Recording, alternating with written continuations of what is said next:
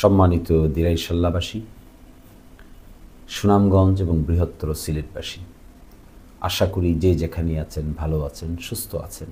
সকলেই শ্রেণীভেদে আমার সালাম এবং আদাব গ্রহণ করুন। দেশ এবং দেশের বাইরে যারা আছেন তাদের সকলকেই আমি বিশেষভাবে স্মরণ করছি।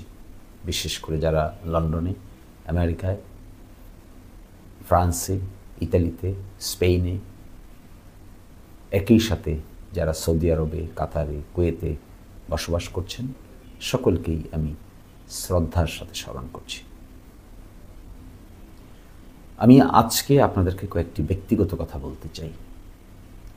আসলে আমি নির্বাচনে যাওয়ার পিছনে বাড়তি কোনো মোটিভেশন আমার নাই, বাড়তি কোনো কারণও আমার নাই।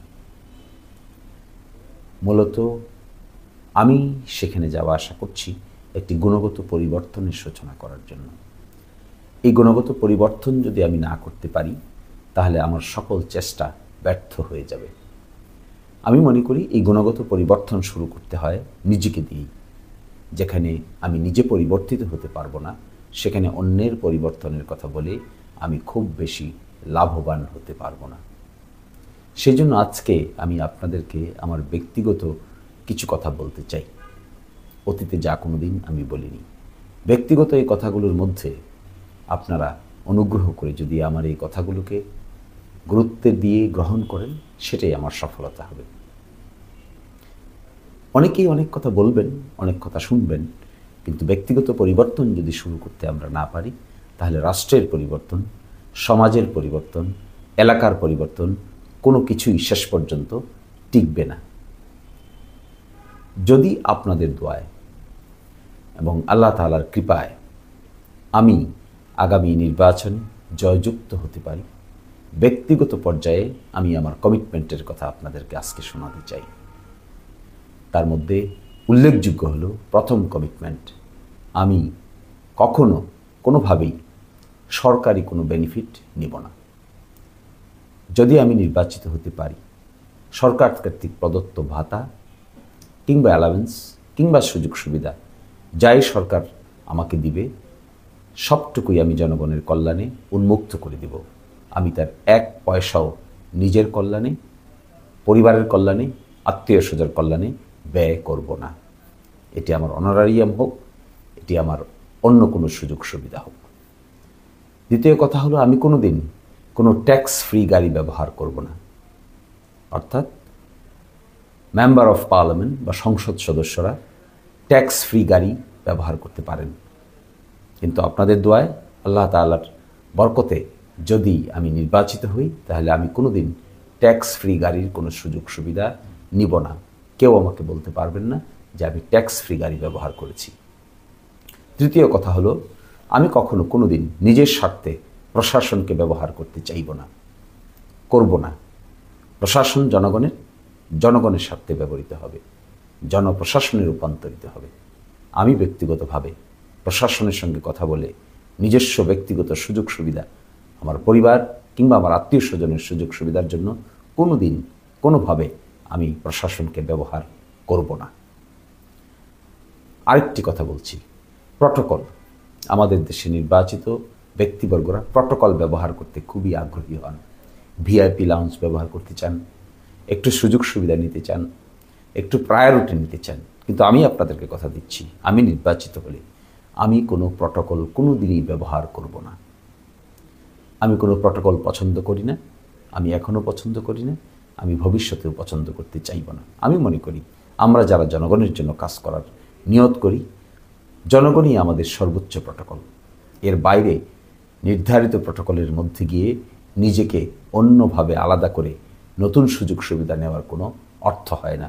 আমি আপনাদেরকে কথাও দিচ্ছি, আমি নির্বাচিত হলে আমি কোনো বাড়তি প্রটোকল কোনো দিনই নিব না। পুলিশ প্রটোকল, প্রশাসনিক প্রটোকল, সরকারি কাজ ছাড়া, রাষ্ট্রীয় কাজ ছাড়া আমি তার বাইরে কোনো দিন কোনো প্রটোকল নিতে চাইব না। সরকারি মিটিংয়ে গেলে কিংবা পাশ করার পরে যদি আমার দ্বারা কোনো কাজ করতে হয়, সেটি প্রশাসনিক ওয়েতে করতে হয়, তবে মাত্রই প্রশাসনিক ব্যক্তিবর্গরা সেই কাজের কারণে আমরা বসবো, উঠবো, কাজ করব। কিন্তু ব্যক্তিগত পর্যায়ে কাজের বাইরে গিয়ে আমি কোনোদিন কোনো প্রটোকল ব্যবহার করব না।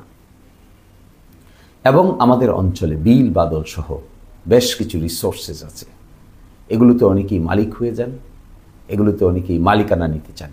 আমি কোনোদিন ব্যক্তিগতভাবে কখনো কোনোভাবে আমি এইসবের কোনো কিছুর মালিক হব না। কোনো কিছুর মালিকানা আমার প্রয়োজন নেই। এগুলো জনগণের আইন অনুযায়ী যেভাবে যে মালিকানা পাবেন সে বা তারা সেগুলোর উপর তাদের রেন্ট দেওয়া সাপেক্ষে পরিচালনা করবেন। ব্যক্তিগতভাবে আমি কখনো এগুলোর সাথে ইনভলভ হব না। এবং সবসময় আমি আপনাদেরকে বলতে পারি, আমার দরজা খোলা থাকবে।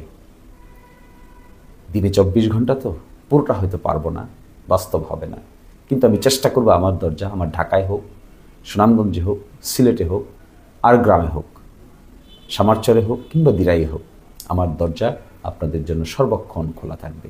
সকলেই ধর্ম, বর্ণ, শ্রেণী নির্বিশেষে সকলেই যে কোনো সময় আমার সঙ্গে কথা বলা বলেন, কাজ করা বলেন, ওঠা বসা বলেন, করার সুযোগ আমি করে দেওয়ার আপ্রাণ প্রচেষ্টা চালিয়ে যাব। আর সর্বশেষ, আমি কখনো আমার আত্মীয় স্বজন কিংবা আমার পরিবারের লোকদেরকে তারা যেন কখনো প্রভাব বিস্তার করে, অবৈধভাবে প্রভাব বিস্তার করে কোনো কিছু অর্জন করতে না পারে, এটি আমি সর্বাত্মক প্রচেষ্টা চালিয়ে যাব। এই সকল ভিত্তিতে আমি আমার ব্যক্তিগত প্রতিশ্রুতিগুলি আপনাদেরকে দিয়ে রাখলাম। হ্যাঁ, কোনো একদিন যদি আল্লাহ তাআলা আপনাদের সাপোর্টের কারণে আমাকে বিজয়ী করেন, তাহলে আমি অবশ্যই এই প্রতিশ্রুতি থেকে যদি বের হয়ে যাই, আপনারা দাঁড় করিয়ে আমাকে জিজ্ঞাসা করবেন। যেখানে পাবেন, যে অবস্থায় পাবেন, এই প্রতিশ্রুতি থেকে যদি আমি সরে যাই, তাহলে আপনাদের কাছে জবাবদিহি করতে আমি বাধ্য থাকব।